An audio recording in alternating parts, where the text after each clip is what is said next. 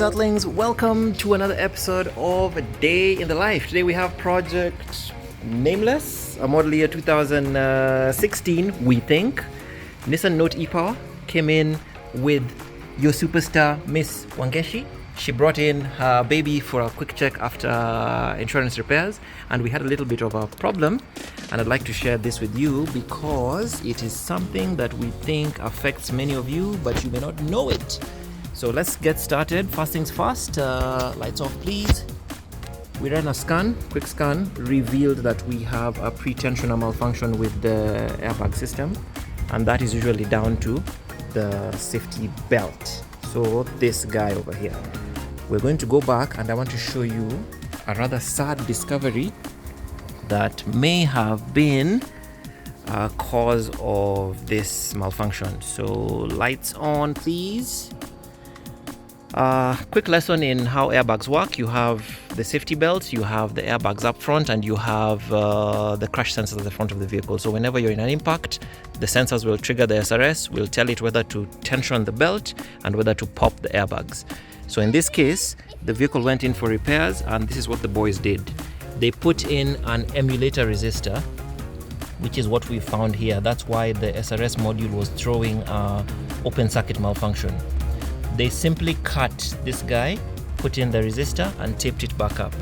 So this is me. We wish we shot this on camera as we did it, but it was one of those money shots missed. So technically, when you're in an incident, once the pretensioner igniter fires, it's supposed to retract the belt in order to lock it in place and keep you held in your seat. It will throw the code because once it fires, this cannot be reused. You have to replace the whole module. These boys of ours did not replace it. Instead, they're fooling the SRS module by putting in a resistor, which is a trick we've seen with some vehicles, but it's not a safe thing to do because now next time you're in an incident, you cannot trust your SRS module. So I already went ahead and checked the resistance value of this guy. It's about 4 ohms, I think. I'm yet to read correctly since I'm doing this single-handedly. I may not be able to check it with you, but it's about 4 ohms, which is just around the same resistance value that the SRS module is expecting.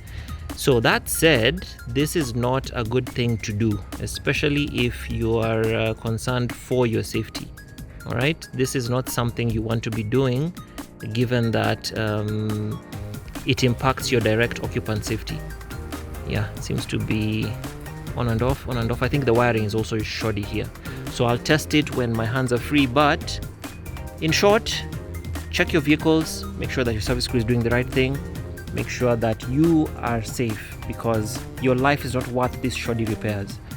And on that bombshell, I think this one ends here. As always, if you have been, remember to be good, be different, be nice.